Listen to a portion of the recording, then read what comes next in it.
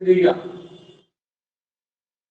धातु लवण से क्रिया में पहला लिखेंगे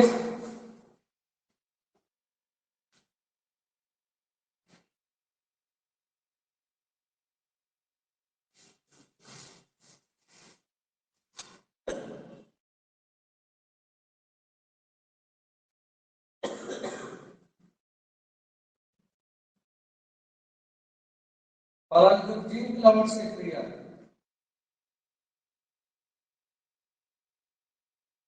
जिंक लवण से क्रिया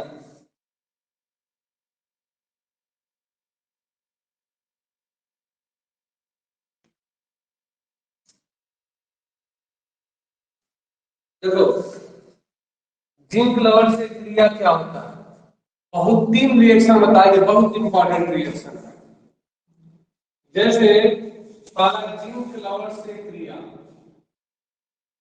जिंक लवण से क्रिया, जैसे जिंक क्लोराइड है और जिंक क्लोराइड में धीरे धीरे NaOH सोडियम हाइड्रोक्साइड मिलाते हैं। तो धीरे धीरे जब सोडियम हाइड्रोक्साइड मिलाते हैं तो Zn के ऊपर 2 प्लस और OH के ऊपर माइनस होता है। तो ये आपस में क्रिया करके जिंक हाइड्रा ऑक्साइड का सफेद अवक्षेप देंगे, सफेद अवक्षेप देंगे।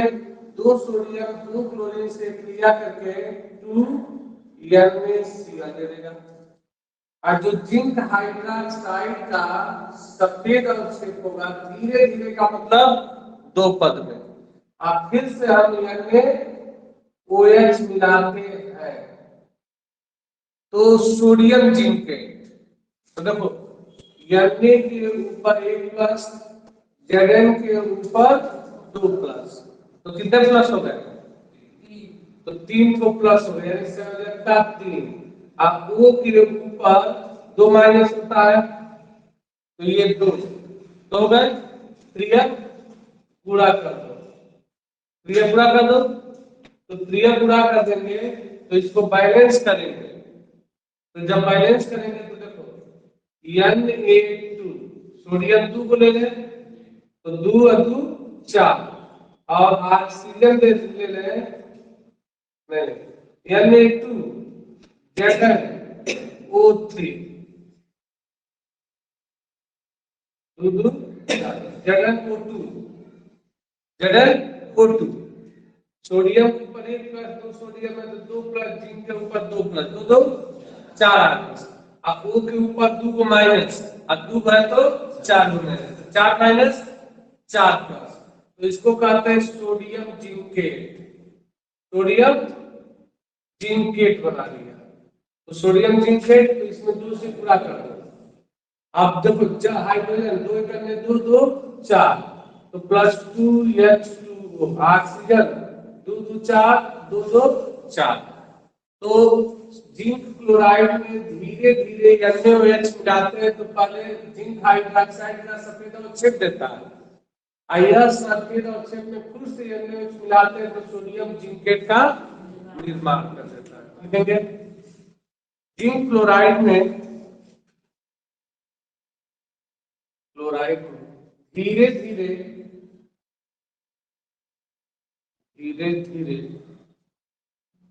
NaOH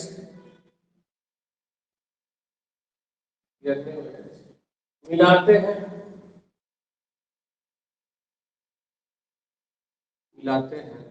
तो जिंक हाइड्रोक्साइड का सफेद अवक्षेप देता है।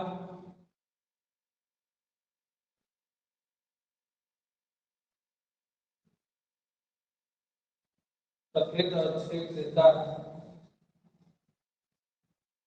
जो NaOH में घुलकर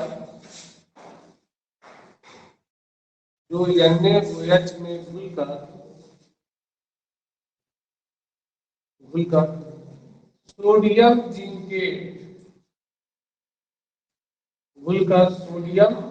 जिनके का निर्माण करते हैं।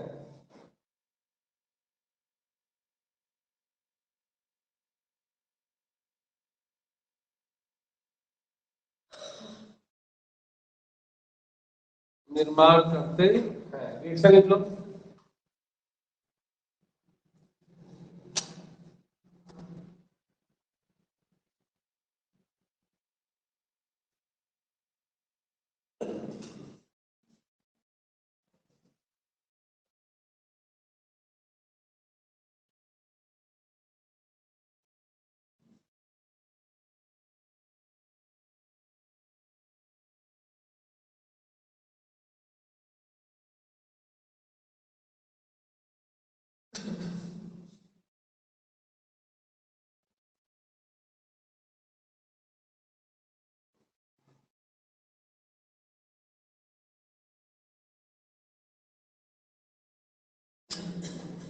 हो गया।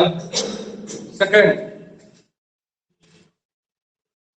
दो तो बता रहे हैं तो आपको स्वयं बनाना है। देखो अब aluminium chloride AlCl3, aluminium chloride में धीरे धीरे यानी कहीं भी क्या होता है जब हम इसको कैसे प्राप्त करेंगे, और कहते धीरे धीरे जब मिलाते हैं तो वह क्रिया दो चरण में होता है।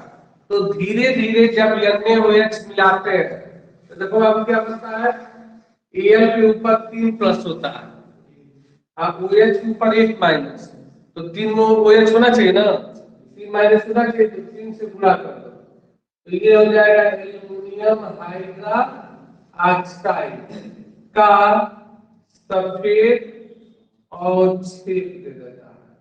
अब प्लस देखो जब सफेद अवक्षेप दे दिया एल्यूमिनियम हाइड्रोक्साइड तो 3 सोडियम 3 क्लोरीन से क्रिया करके 3 NaCl। अब जो सफेद अवक्षेप प्राप्त हुआ है इसमें फिर से NaOH मिलाया गया है, तो AlOH का गुण कार्य में NaOH आधिक्य में मिलाते हैं तो क्या बनता है, देखो Na के ऊपर 1 प्लस, Al के ऊपर 3 गो प्लस, तो 3 1 4, आप O के ऊपर 2 गो माइनस, तो अगर O2 ले लें तो 2 और 2 4 माइनस 4 गो प्लस, तो बन जाएगा NaAlO2। इसको कहते हैं sodium sodium Meta aluminate, sodium Meta aluminate बन गया। तो सोडियम मेटा एल्यूमिनेट बन गया, अब प्लस आपका 2H2O का निर्माण हो जाता है। कब लिखेंगे,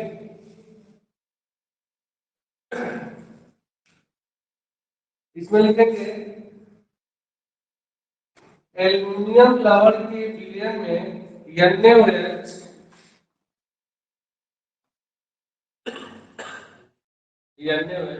धीरे धीरे मिलाने पर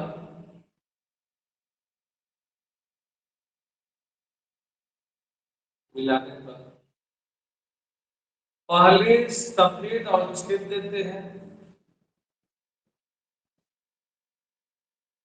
अवक्षेप लेते हैं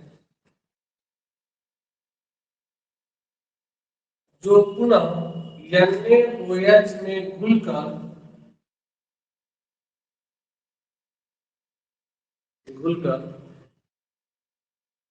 सोडियम मेटा एल्यूमिनेट देते हैं, सोडियम मेटा एल्यूमिनेट देते हैं।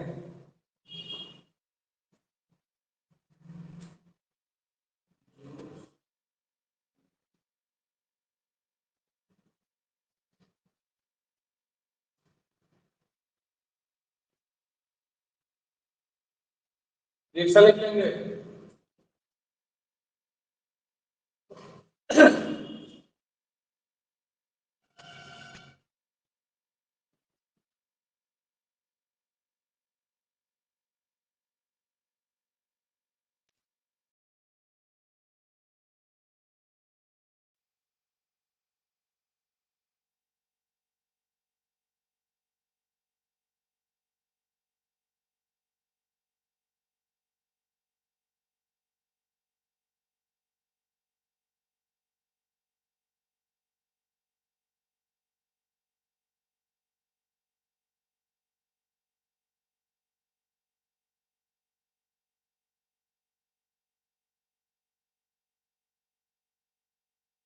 हो गया।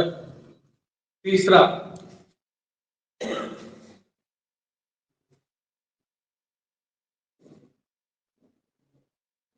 तीसरा देखो, स्टैनिस्लाव से क्रिया।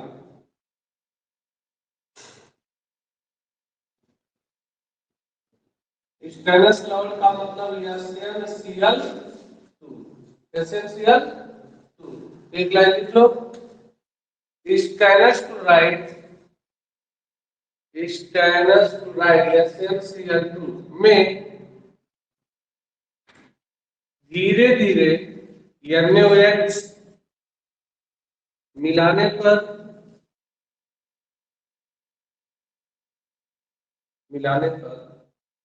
सफेद अवक्षेप देते हैं,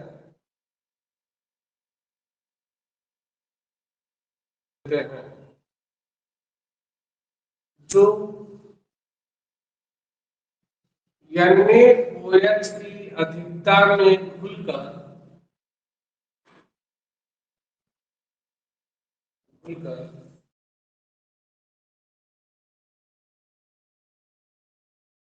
अधिकता में घुलकर सोडियम स्टेनाइट, सोडियम स्टेनाइट, सोडियम स्टेनाइटो लिखा गया है, सोडियम स्टेनाइट देता है। बना लो तो, यह भी अभिक्रिया दो पदों में होगा। एसएन के ऊपर दो प्लस होता है, दो पद में होगा ये रिएक्शन। बनाइए,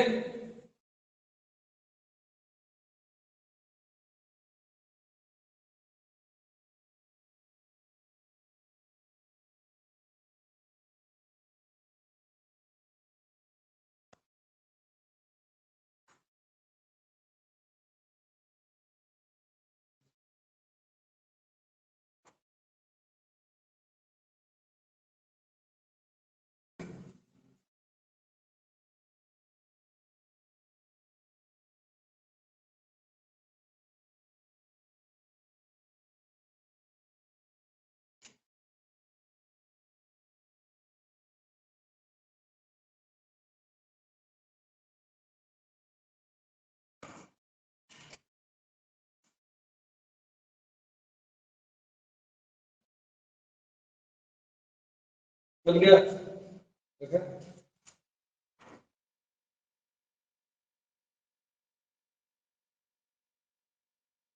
तो ठीक है।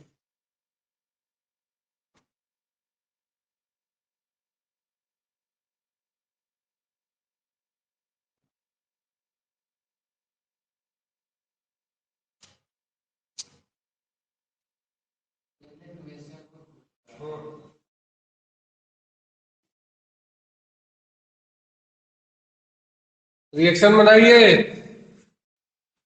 सीधे सीधे था, मिला लीजिए। जब NaOH से क्रिया करेगा तो एसएन के ऊपर दो प्लस, तो दो OH होना चाहिए, तो स्टेनस हाइड्रा ऑक्साइड SnOH का ट्वाइस का सफेद और छेद दे देगा, और +2 NaCl बन जाएगा। और इस स्टेनस हाइड्रोक्साइड का जो सफेद अवक्षेप होगा वह फिर से NaOH में घोलेंगे, तो Na2SnO2, इसको कहते हैं सोडियम स्टेनाइट कहते हैं। तो सोडियम स्टेनाइट बन जाएगा, +2H2O का निर्माण हो जाएगा। हो गया।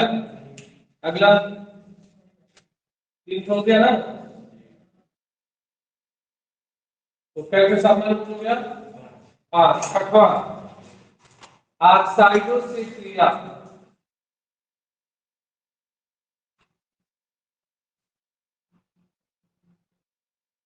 ऑक्साइडों से क्रिया,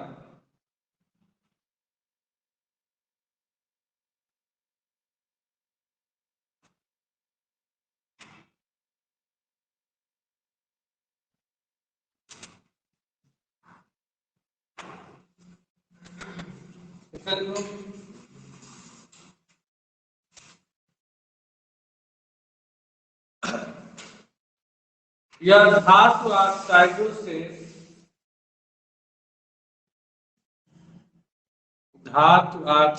से शीघ्रता से क्रिया करते हैं।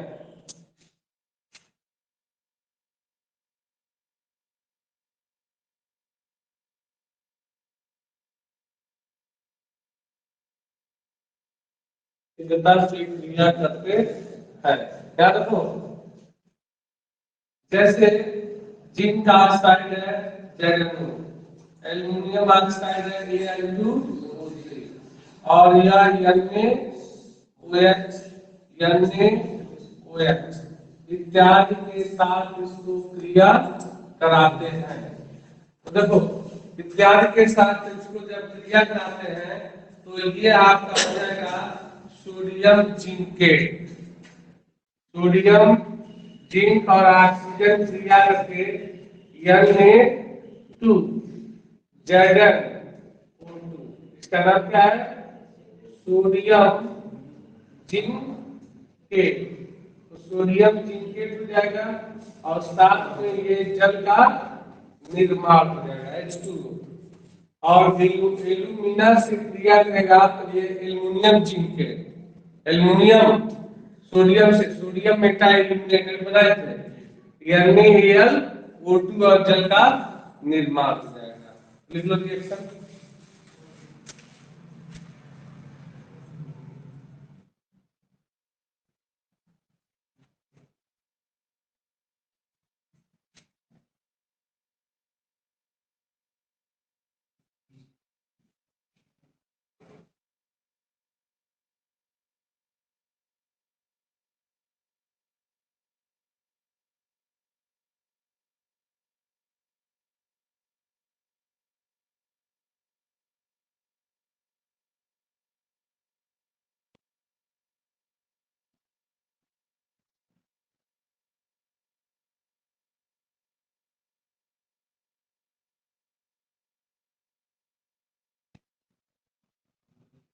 या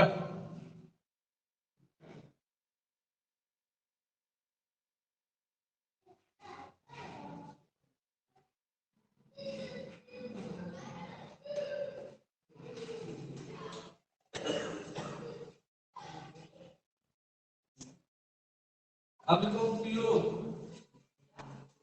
उपयोग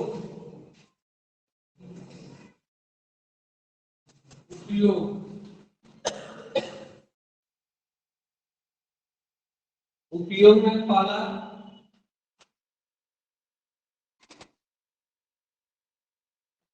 पहली बात तो ये प्रयोगशाला में सबसे प्रमुख अभिकर्मक के रूप में प्रयोग करते हैं। लिखेंगे पहला, प्रयोगशाला में अभिकर्मक के रूप में।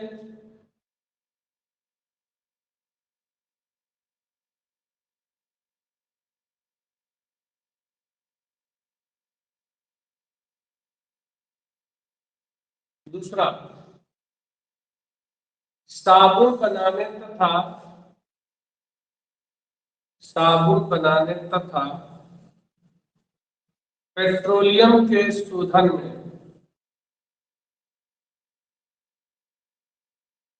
साबुन बनाने तथा पेट्रोलियम के शोधन में।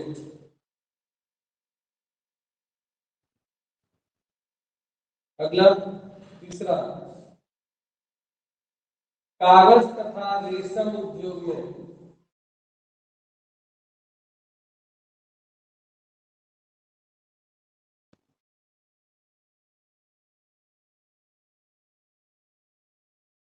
अगला, अनेक कार्बनिक यौगिकों के संश्लेषण में अनेक कार्बनिक यौगिकों के संश्लेषण में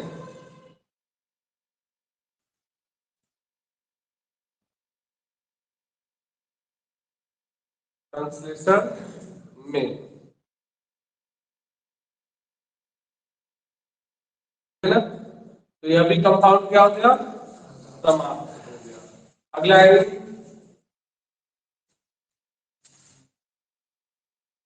सोडियम तथा पोटेशियम का जैविक महत्व। अगला हेडिंग है सोडियम यानी तथा पोटेशियम के का जैविक महत्व।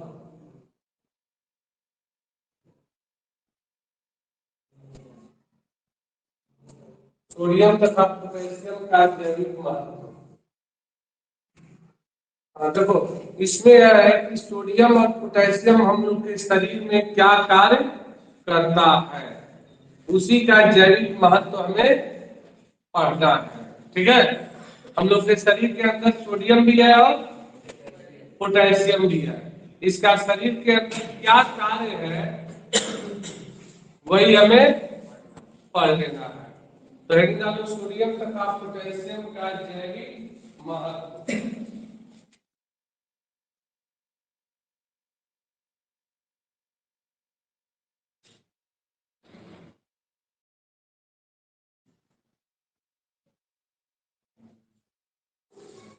नेपाल मानव शरीर में लगभग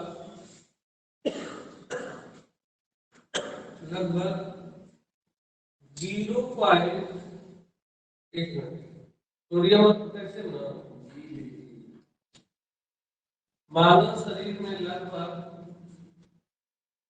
90 gram sodium 90 gram sodium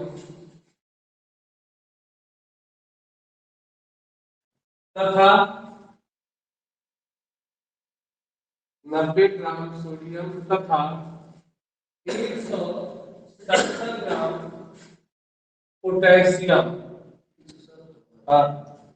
170 gram potassium होता है। तो अगर मान लीजिए स्वस्थ व्यक्ति जिसका शरीर का वजन 70 केजी है, 70 केजी है, माना जाता है कि एक वयस्क मनुष्य है और उसके शरीर का वजन 60 से 70 केजी है, तो वह सबसे स्वस्थ कहा जाता है। शरीर बिल्कुल सही है, इससे कम भी नहीं होना चाहिए और अधिक भी बहुत नहीं होना चाहिए। तो सुनो 70 केजी भार वाले शरीर के मनुष्य के शरीर के अंदर लगभग 90 ग्राम सोडियम और 170 ग्राम पोटेशियम उपस्थित होता। दूसरा जैविक महत्व में दूसरा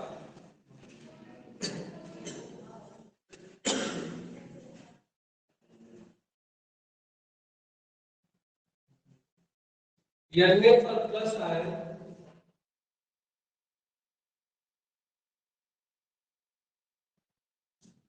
प्लस आए जैव घटक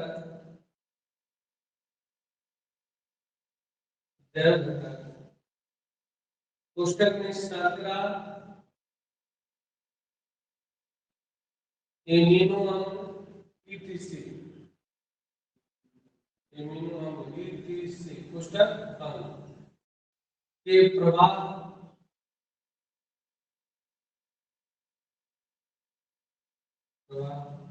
तंत्रिका आवेगों के संचलन तंत्रिका आवेगों के संचलन तंत्रिका आवेगों के संचलन हृदय के कार्य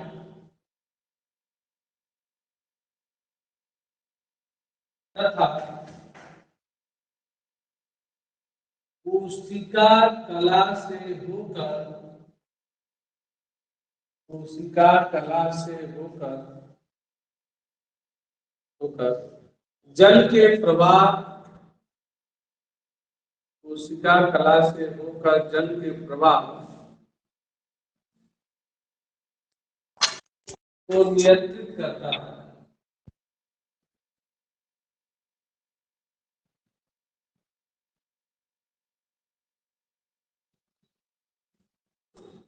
ठीक है, यानी सोडियम का कार्य क्या होता है बाबू? शरीर के अंदर शर्करा एमिनो अम्ल को प्रवाहित करने का कार्य करता है और साथ में यह तंत्रिका आवेगों के संचलन, तंत्रिका आवेगों के संचलन, साथ में हृदय को संवेदित करना। तंत्रिका आवेगों के संचलन, तो तंत्रिका आवेगों के संचलन यानी पर एक प्लस का कार्य शर्करा एमिनो अम्ल को शरीर के विभिन्न भागों में प्रवाहित करता है। शरीर में जल के यानी जो बैलेंस होता है उसको बनाए रखता है, पूरे शरीर में जल के प्रवाह को बनाए रखता है। हृदय के संकुचन, हृदय के कार्य करने की क्षमता को बढ़ाता है। तो ये सब किसका कार्य होता है? सोडियम आयन पर एक प्लस आयन का कार्य होता है। तीसरा, ए पर एक प्लस आयन, ए पर एक प्लस आयन प्रोटीन संश्लेषण में मुख्य भूमिका निभाता है। ए पर एक प्लस आयन प्रोटीन संश्लेषण में मुख्य भूमिका निभाता है। हो गया? तो देखो पोटेशियम के पर एक प्लस आयन का कार्य क्या होता है? प्रोटीन संश्लेषण में सबसे प्रमुख भूमिका निभाता है। 3 हो गया। चौथा,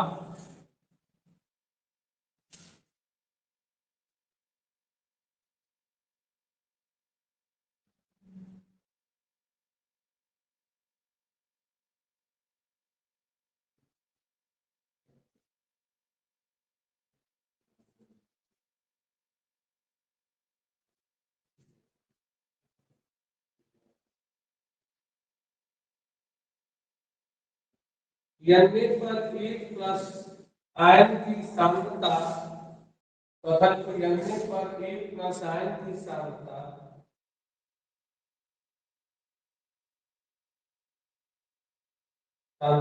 कोशिका के बाहर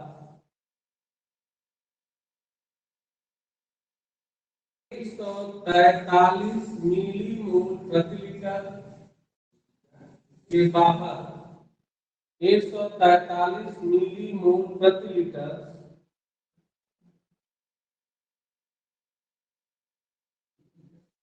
तथा कोशिका के अंदर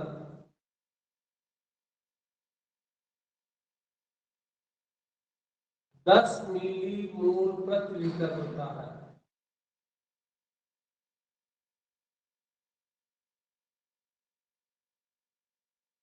जबकि ए पर एक प्लस आयन, ए पर एक प्लस आयन कोशिका के बाहर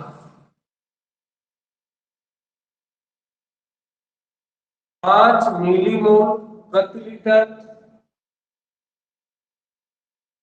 5 मिलीमोल प्रति लीटर, जबकि कोशिका के अंदर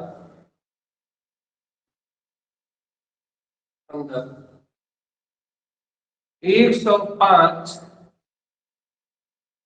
मिलीमोल प्रति लीटर होता है, प्रति लीटर होता है। ये आपका हो गया सोडियम और पोटेशियम का जैविक महत्व। आधा पार्ट क्या हो गया? समाप्त हो गया। अभी आधा समाप्त हो गया। दो तीन दिन पढ़ेंगे नहीं किए थे नेटवर्क के। अगला 7 का निश्चित था। अब हम लोग पढ़ेंगे फर्स्ट टेबल हो गया पूरा, अब सेकेंड टेबल। तो हेडिंग डालो क्षारीय मृदा धातुओं, धातुओं का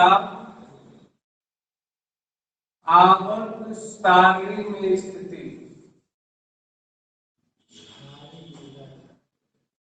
का आवर्त सारणी में स्थिति।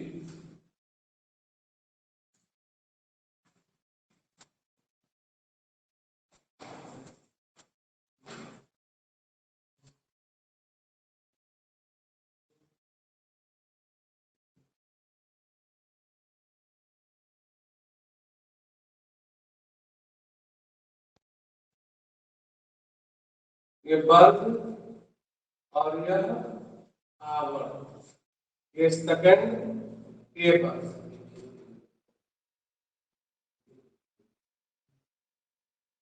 देखो आपका होता है बेटा मांगे कार स्कूटर बाप राजी, अर्थात दूसरे तीसरा चौथा पांचवा छठवा सातवां बना लेंगे।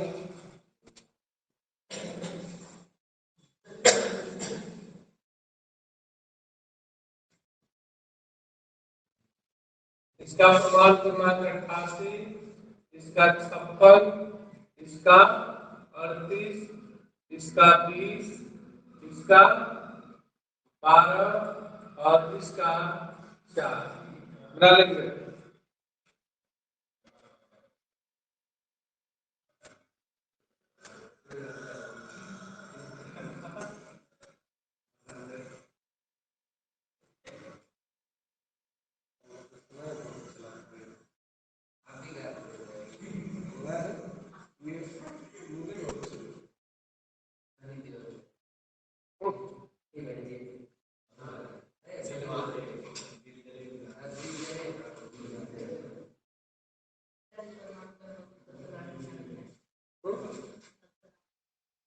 आठ 88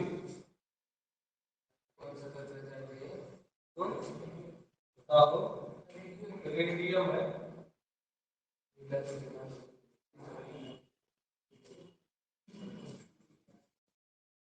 देखो क्या देखो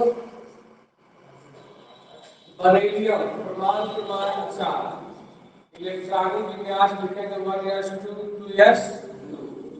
अब यहाँ पर मैग्नीशियम 12 इलेक्ट्रॉनिक विन्यास 1s2 2s2 2p6 3s2। Calcium परमाणु क्रमांक 20 1s2 2s2 2p6 3s2 3p6 4s2 और 4s2। तो देखो यहाँ पे बरीलियम मैग्नीशियम कैल्शियम स्ट्रोंशियम बेरियम तथा रेडियम के सबसे बाह्यतम कोश, इसमें 2 है, इसमें 3 है, इसमें 4 है। तो बाह्यतम कोश का इलेक्ट्रॉनिक विन्यास N2 अर्थात 2 इलेक्ट्रॉन होने के कारण इसे इस सारणी में तो दीर्घाकार आवर्त सारणी में, तो दीर्घाकार आवर्त सारणी में अंतिम इलेक्ट्रॉन यस कोश में प्रवेश कर रहा तो यस ब्लॉक के, और अंतिम इलेक्ट्रॉन कोश में 2 इलेक्ट्रॉन है तो सेकंड ए वर्ग में रखा गया है, जहां 82 से ऊपर सभी तत्व रेडियोएक्टिव तत्व होते हैं। तो जहां आर में रेडियम क्या है, एक प्रकार का रेडियो एक्टिव तत्व है। तो जहां रेडियोएक्टिव तत्व है, रेडियोएक्टिव तत्व वह तत्व जो अपने अंदर से स्वतः अल्फा बीटा गामा किरणों का उत्सर्जन करते हैं, उस तत्व को रेडियोएक्टिव तत्व कहते हैं। सुनो क्या कारण है कि सेकंड ए वर्ग के तत्वों को क्षारीय धातु कहते हैं।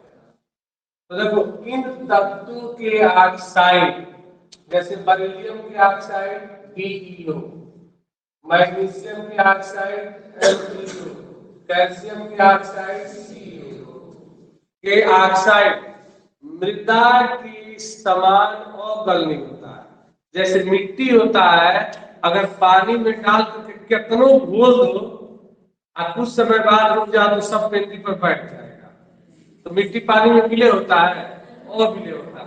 तो उसी तरह इस धातुओं की, सभी धातुओं के जो ऑक्साइड होते हैं वह मृदा के समान क्या होते हैं, अगलनीय, अविलय होते हैं। इस कारण इन सभी तत्वों को हम क्या कहते हैं, क्षारीय मृदा तत्व कहते हैं, क्षारीय मृदा तत्व कहते हैं। कन्फर्म? बोलो। ये देखो बार बार स्थिति यही लिखना है, 4 बार लिखना है ई ब्लॉक में भी। Beryllium, magnesium, calcium, strontium, barium और रेडियम के सबसे बाह्यतम कोष का इलेक्ट्रॉनिक विन्यास N2, अर्थात 2 इलेक्ट्रॉन होने के कारण इसे दीर्घाकार आवर्त सारणी के यस ब्लॉक के सेकंड ए वर्ग में रखा गया है, जहां आर रेडियो एक्टिव तत्व है। ठीक है, तो लिखेंगे b beryllium, magnesium, calcium, strontium, barium तथा रेडियम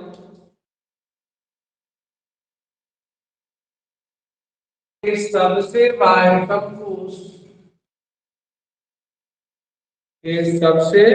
बाह्यतम कोष का इलेक्ट्रॉनिक विन्यास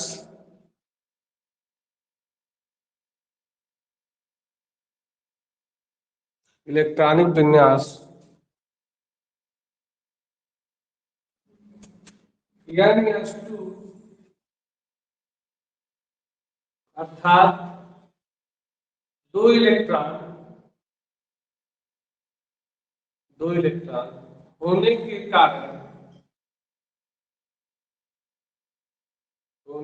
कारण इसे दीर्घाकार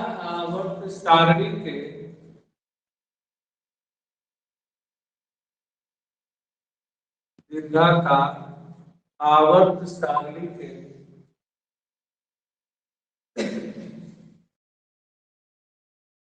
यस ब्लॉक के सेकंड ए वर्ग में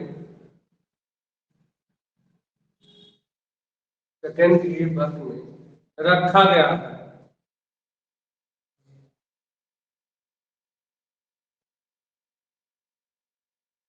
जहां आर एक रेडियो एक्टिव तत्व है,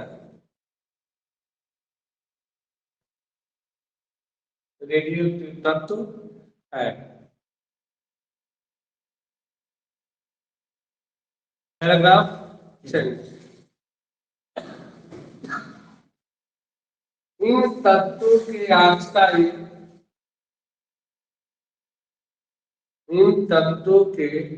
ऑक्साइड पुस्तक में BEO, MgO, CAO, calcium oxide, etc इत्यादि मृदा के समान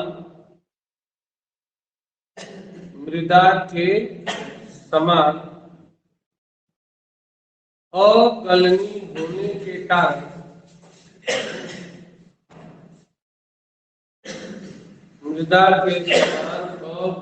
होने के कारण इसे क्षारीय मृदा धातु कहते हैं।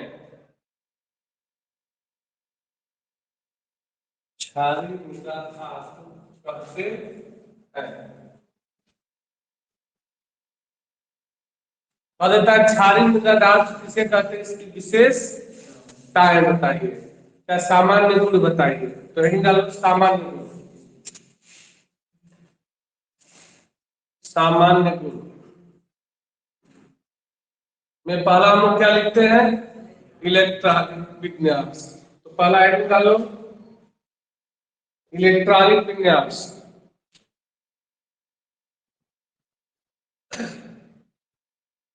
इलेक्ट्रॉनिक विन्यास।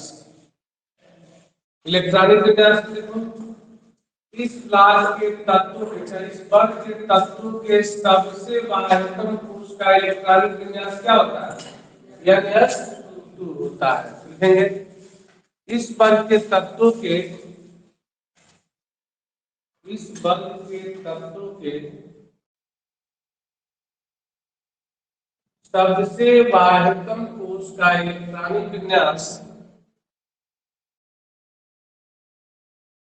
सबसे बाह्यतम कोश का इलेक्ट्रॉनिक विन्यास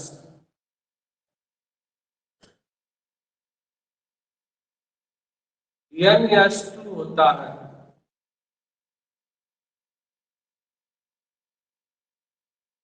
NS2 होता है।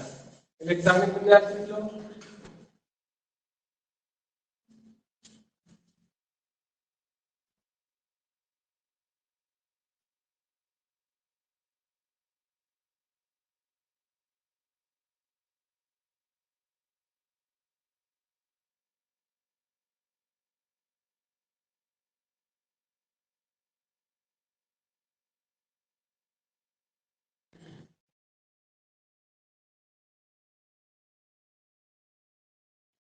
दूसरा,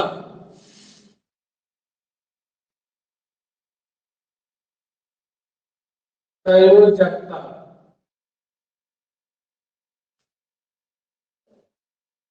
संयोजकता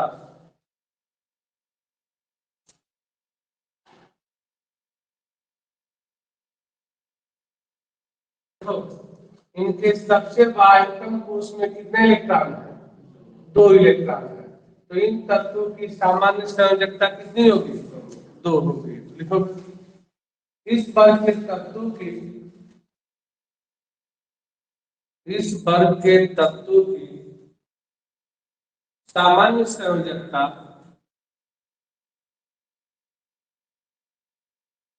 सामान्य संयोजकता 2 होती है।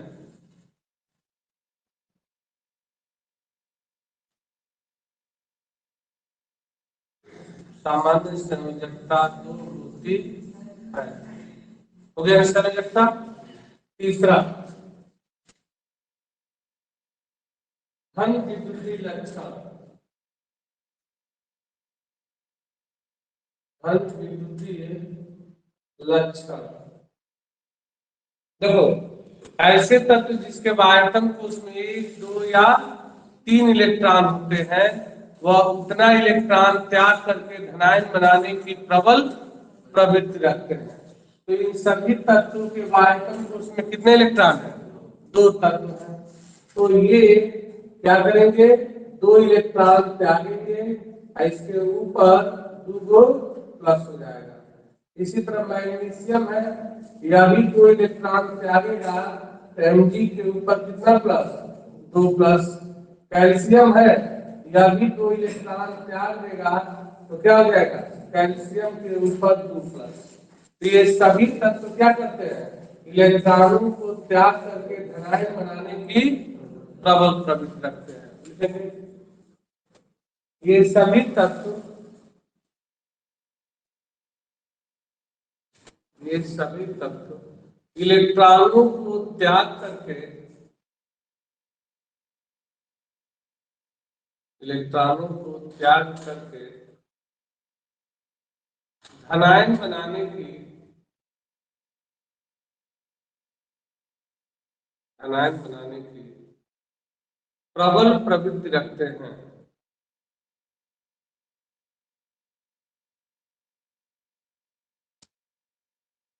प्रबल प्रवृत्ति रखते हैं, धनायन बना लो।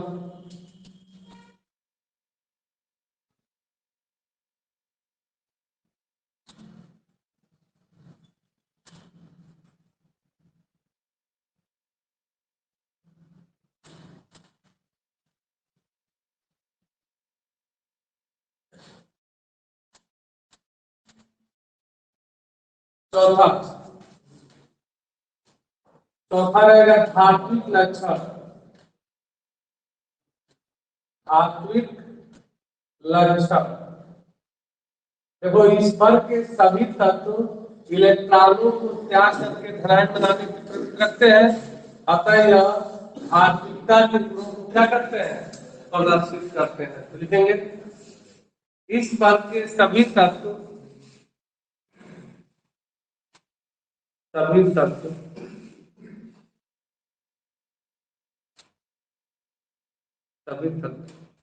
इलेक्ट्रॉनों को त्यागने की प्रवृत्ति रखने के कारण इलेक्ट्रॉनों को त्यागने की प्रवृत्ति रखने के कारण यह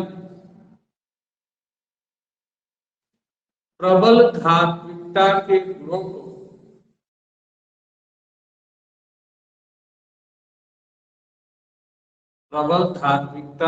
को प्रदर्शित करते हैं।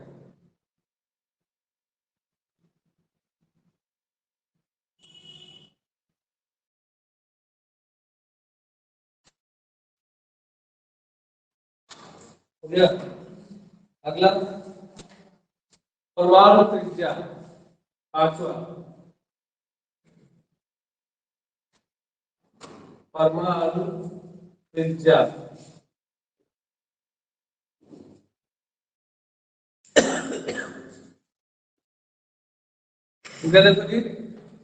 वर्ग में ऊपर से नीचे आते हैं तो परमाणु त्रिज्या का मान बढ़ता है, जब यावत में बाएं से दाएं जाता है तो परमाणु त्रिज्या का मान घटता है। तो यश प्लाट के तत्व आवत सारी में सबसे बाईं तरफ है, तो इधर से इधर जाएंगे तो क्या होता है, घटता है। तो ये सबसे बाईं तरफ है, तो इस वर्ग के तत्वों की परमाणु त्रिज्या क्या होगी, अन्य तत्वों की तुलना में अपेक्षाकृत अधिक होगी। तो लिखेंगे परमाणु त्रिज्या में आवर्त में बाएं से दाएं जाने पर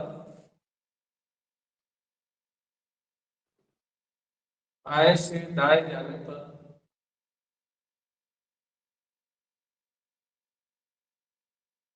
परमाणु त्रिज्या व आयनिक त्रिज्या का मान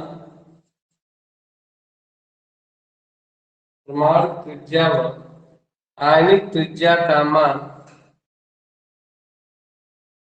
क्या होता है, घटता है। अतः इस वर्ग के तत्वों की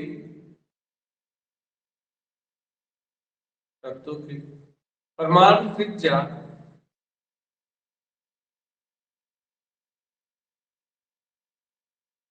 अपेक्षाकृत उच्च होती है,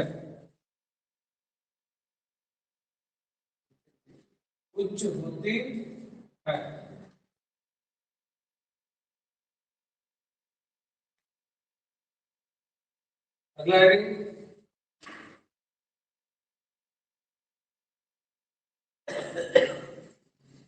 देखो हर वर्ग में दूसरे आवर्त का तत्व असंगत गुणधर्म को प्रदर्शित करता है। जैसे पिछले छात्र आप में पढ़े थे लिथियम का असंगत गुणधर्म पढ़े थे ना, तो लिथियम का असंगत गुणधर्म पढ़े थे।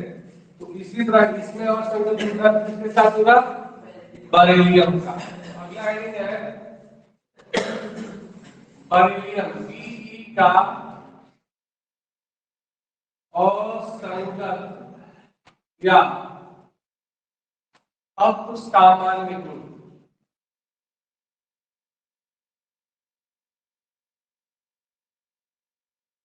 असंगत या असामान्य गुण।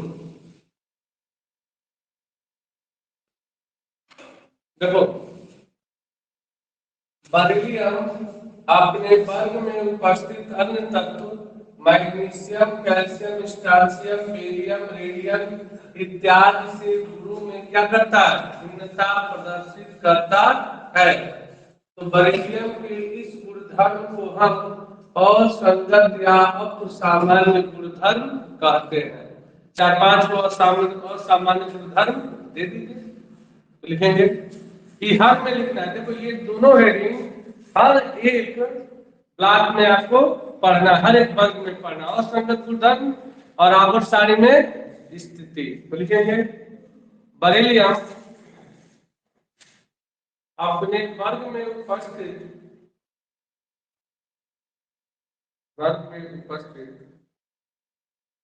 अन्य तत्वों से गुणों में भिन्नता प्रदर्शित करता है।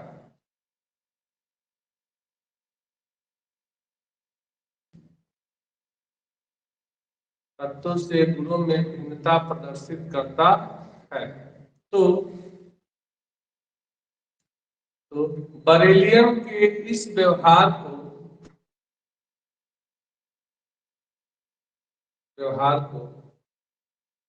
असंगत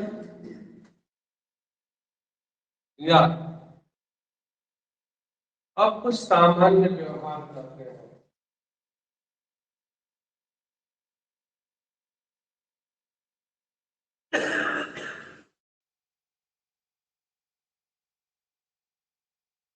पैराग्राफ चेंज करो। बरेलियम के कुछ प्रमुख असामान्य गुणधर्म निम्न है।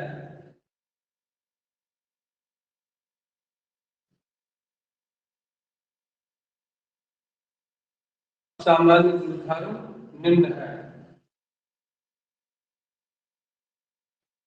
देखो पहला भिन्नता क्या है, क्या देखो बरेलियम का गलनांक और क्वथनांक इस वर्ग में उपस्थित अन्य तत्व मैग्नीशियम, कैल्शियम, स्ट्रोंशियम, बेरियम की तुलना में क्या होता है, बहुत ही अधिक होता है। तो पहले गलनांक और क्वथनांक के आधार पर मिलता होगा ना। बीई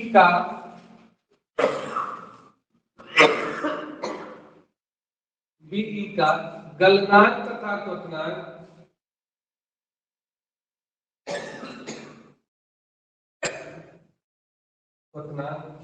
अन्य क्षारीय मृदा धातु की तुलना में क्षारीय मृदा धातु की तुलना में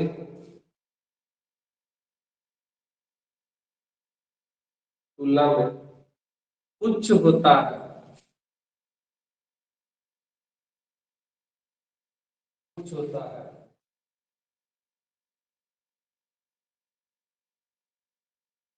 देखो जैसे बरेलियम है, बरेलियम के ऑक्साइड उभयधर्मी होते हैं, उभयधर्मी होते हैं, जबकि इस वर्ग के अन्य तत्वों के ऑक्साइड जो होते हैं वह क्षारीय होते हैं।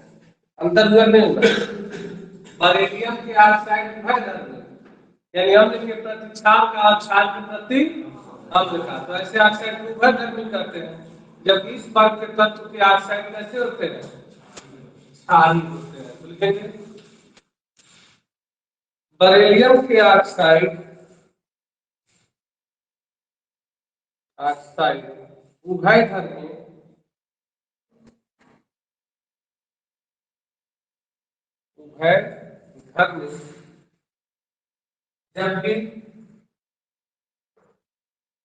जबकि वर्ग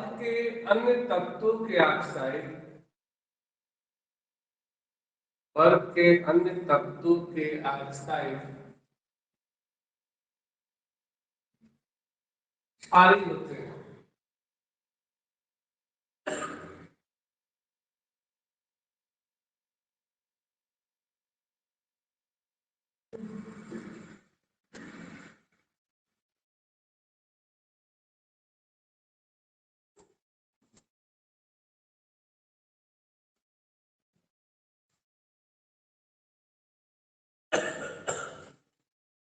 तो तीसरा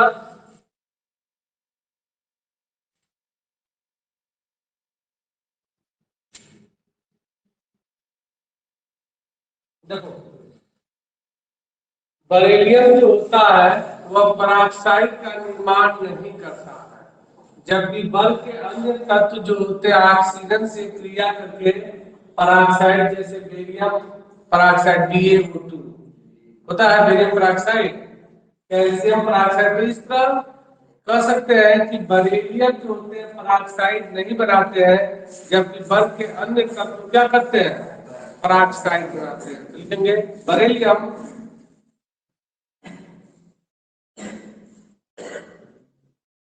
पराक्साइड का निर्माण नहीं करते, पराक्साइड का निर्माण नहीं करते, जबकि बल के अन्य तत्व, वर्ग के अन्य तत्व पराक्साइड का निर्माण करते हैं।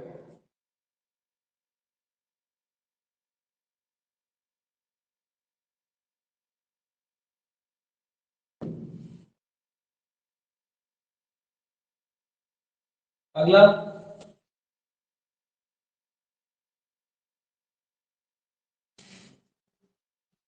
देखो बरेलियम जो होता है अम्ल से क्रिया करके हाइड्रोजन मुक्त नहीं करता, जबकि बल के अन्य तत्व अगर अम्ल से क्रिया करेंगे तो क्या करेंगे, उस अम्ल से हाइड्रोजन गैस को मुक्त कर देंगे। लिखेंगे बरेलियम अन्य बल के अन्य तत्वों की तुलना में, बल के अन्य तत्वों की तुलना में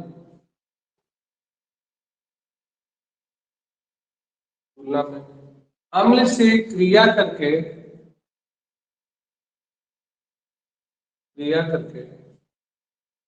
हाइड्रोजन मुक्त नहीं करते हैं,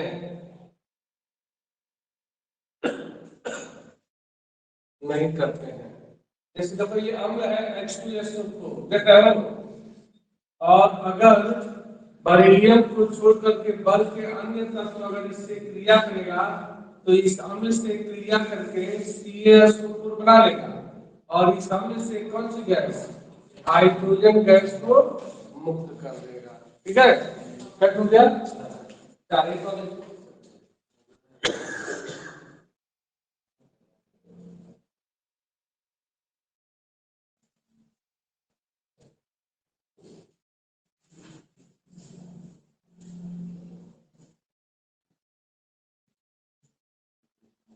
बरेलियम के नाइट्राइड वाष्पशील होते हैं, बरेलियम के नाइट्राइड, बरेलियम के नाइट्राइड Be3N2, Be3N2 वाष्पशील होते हैं, जबकि अन्य तत्वों के नाइट्राइड